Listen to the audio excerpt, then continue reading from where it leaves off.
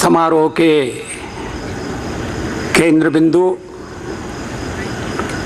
श्री शरद पवार और श्रीमती प्रतिभाताई पवार, मेरे परम मित्र चंद्रशेखर जी, महाराष्ट्र के राज्यपाल डॉक्टर अलेक्जेंडर महोदय, मुख्यमंत्री विलासराव जी देशमुख,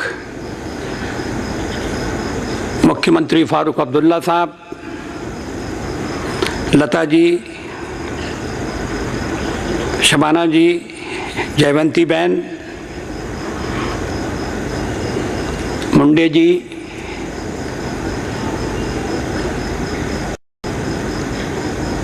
मंच पर विराजमान अन्य प्रतिष्ठित सज्जन, देवी और मित्रों,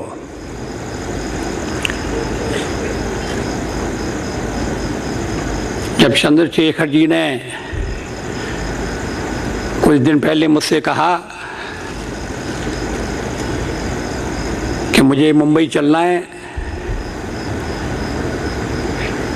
श्री शरद चंद्र पवार की 61वीं वर्षगांठ की सभा में भाग लेना है, मैंने तत्काल मान लिया।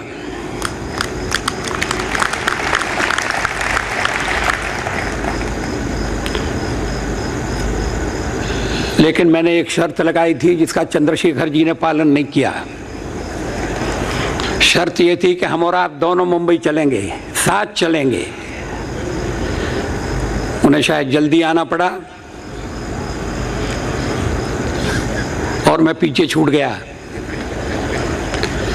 ऐसा पहले भी हो चुका है कि चंद्रशेखर जी आगे बढ़ गए और मैं पीछे रह गया।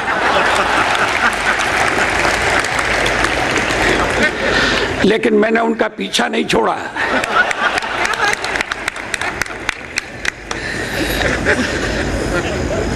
और जब उन्होंने कहा कि शरद राव की वर्षगांठ में जाना है, तो फिर तत्काल तैयार होना स्वाभाविक था।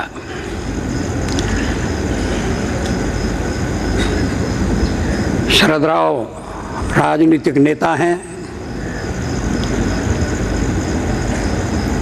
राजनीतिक नेता मतभेदों से ग्रस्त होते हैं, प्रतिस्पर्धा होती है, कुछ मात्रा में स्वाभाविक है,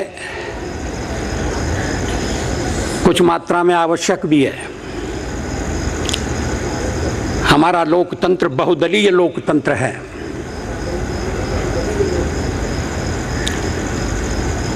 इसमें अलग अलग रास्ते हैं, लेकिन सबका लक्ष्य एक ही है, होना चाहिए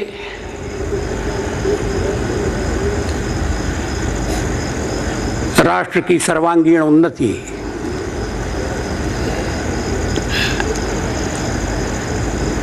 यह लक्ष्य सामने रखकर सभी दल काम करते हैं।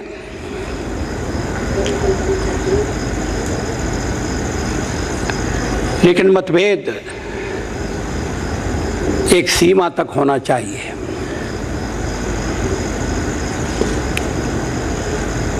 शरद राव की बात हो रही है। उन्होंने स्वयं उल्लेख किया कहीं शायद कि जब गुजरात में भयंकर भूकंप आया तो शरद राव जी मिले और कहा कि मुझे लातूर के भूकंप का अनुभव है, किस तरह से भूकंप से जूझा जाता है ये मैं जानता हूं। मैंने स्वयं इसमें भाग लिया है, मैं गुजरात की भी मदद करना चाहता हूं, गुजरात के लिए भी काम करना चाहता हूं। 750 संसद के सदस्य हैं, उनमें से एक निकले शरद राव पवार।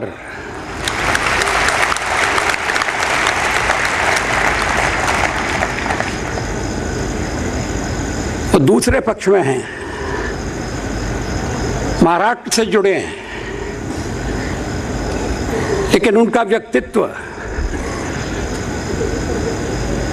पक्षों की सीमाओं को लांघ जाता है। उनका व्यक्तित्व प्रदेशों तक सीमित नहीं किया जा सकता। गुजरात की चिंता, कुछ करने का मन में भाव, पीड़ा से दुखी, राहत पहुंचाने के लिए तत्पर, राजनीतिक मतभेद एक तरफ रह गए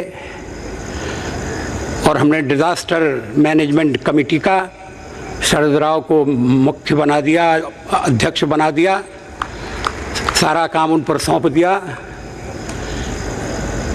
ये नहीं सोचा कि इसका चुनाव में क्या असर होगा। चुनाव तो आते हैं जाते हैं, चुनाव लड़ेंगे। अगर लोगों की सहानुभूति मिली तो चुनाव जीतेंगे भी, लेकिन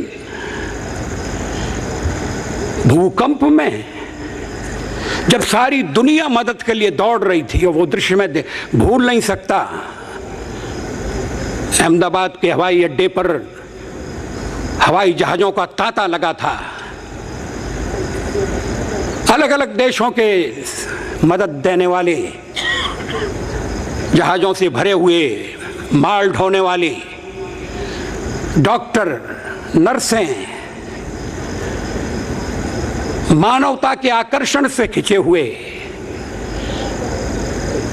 भूकंप की पीड़ा से ग्रस्त लोगों को राहत देने के लिए एक ऐसा दृश्य था जो कभी भुलाया नहीं जा सकता।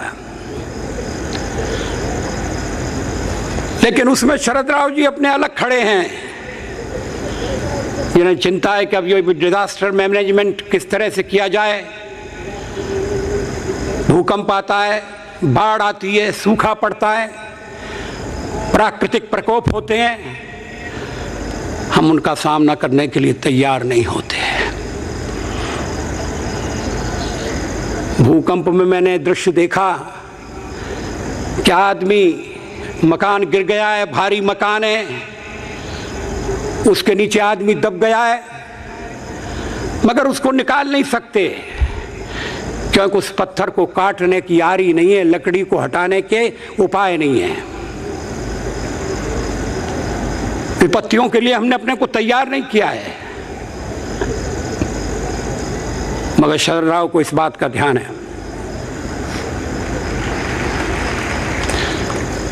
बात दिखने में छोटी होगी मगर बड़ा महत्व रखती है। इसलिए वो अलग हैं औरों से, इसीलिए विशिष्ट हैं, और इसीलिए मैं उनके जन्मदिन में आया हूं। एक और घटना, पोटो की बात चल रही है आजकल।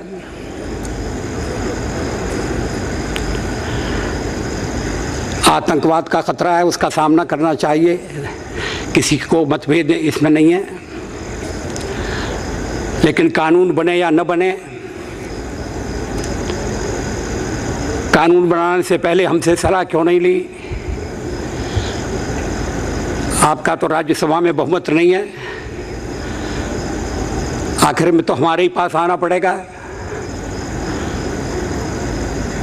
लेकिन आप आए नहीं, ये ठीक नहीं किया आपने। अच्छा, मैंने कहा मान लिया गलती की, तब आगे क्या? आगे पोटो के बारे में क्या विचार है? कहने लगे और आगे कोई बात नहीं, टुडे काई कराए से नहीं।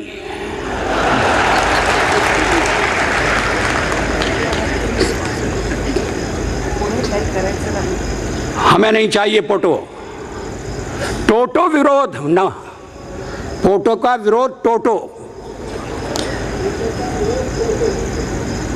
अब उस दिन जब सर्वदलीय सभा हुई संसद भवन में, सब दलों के नेता थे, सब मान्य हैं, सब मित्र हैं, थोड़ी किसी पर जिम्मेदारी है, उसका कर्तव्य अलग निभाएगा। मैं देख रहा था कि किस तरह की प्रतिक्रियाएं उस सर्वदलीय बैठक में होती हैं। आतंकवाद का विरोध, इससे किसी का मतभेद नहीं है। हम आतंकवाद का निशाना है, इससे भी किसी का मतभेद नहीं हो सकता। भारत की संसद को उड़ाने वाली घटना ये कोई कपोल कल्पना नहीं है। हमें सावधान होना चाहिए। सीमाएं सुरक्षित रहें, आंतरिक शांति हो, भाईचारा हो।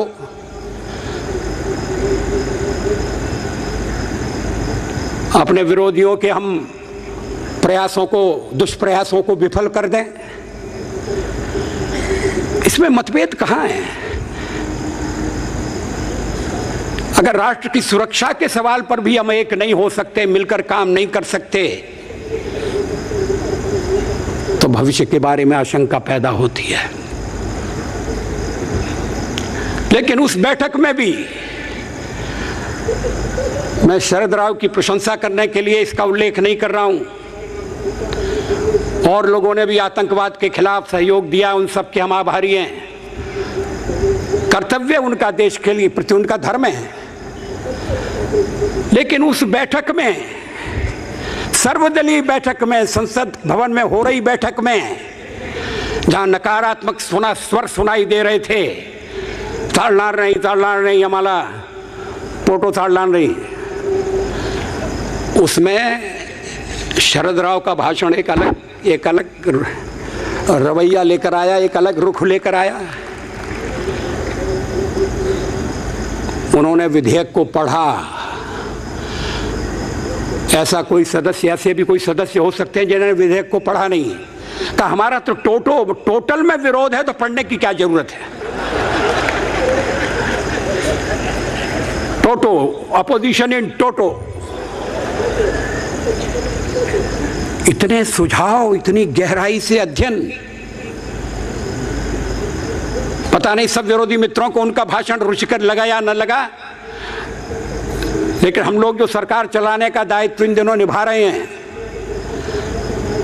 उनको लगा कि सचमुच में विधेयक में कुछ कमियां हैं और शरद राव के सुझावों को गंभीरता से लिया जाना चाहिए।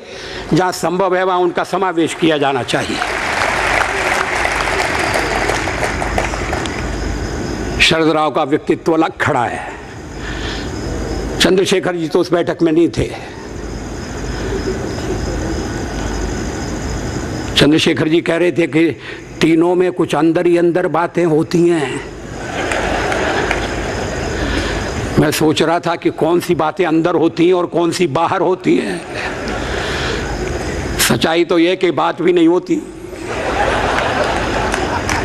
अब वो दिन आने वाला है जब देश के राजनीतिक नेता एक दूसरे से बात करने में कतराने लगेंगे, क्योंकि राजनीतिक कटुता इतनी बढ़ जाएगी।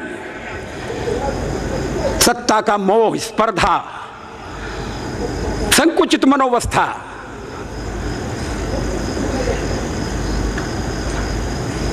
राजनीति में विरोधी रहें तो समझ में आ सकता है। विरोधियों को मित्र बनाने की कला भी सीखी जाए, ये भी आवश्यक है। लेकिन शत्रु कोई नहीं होना चाहिए। लोकतंत्र में शत्रु के लिए कोई स्थान नहीं है। लोकतंत्र वो व्यवस्था है जिसमें बिना हिंसा के सरकार बदली जा सकती है और बिना घृणा के विरोध किया जा सकता है। क्या हम ये कर पा रहे हैं? लेकिन हमें ये करना है। और शरद राव का जन्मदिन, अब मैं उनकी प्रशंसा में ज़्यादा नहीं कहना चाहता। कह सकता हूँ, मेरे पास शब्दों की कमी नहीं है। बुद्धिमान हैं, कर्मठ हैं, दूरदर्शी हैं, यथार्थवादी हैं और सबसे बड़ी बात यह कि प्रतिभा संपन्न है।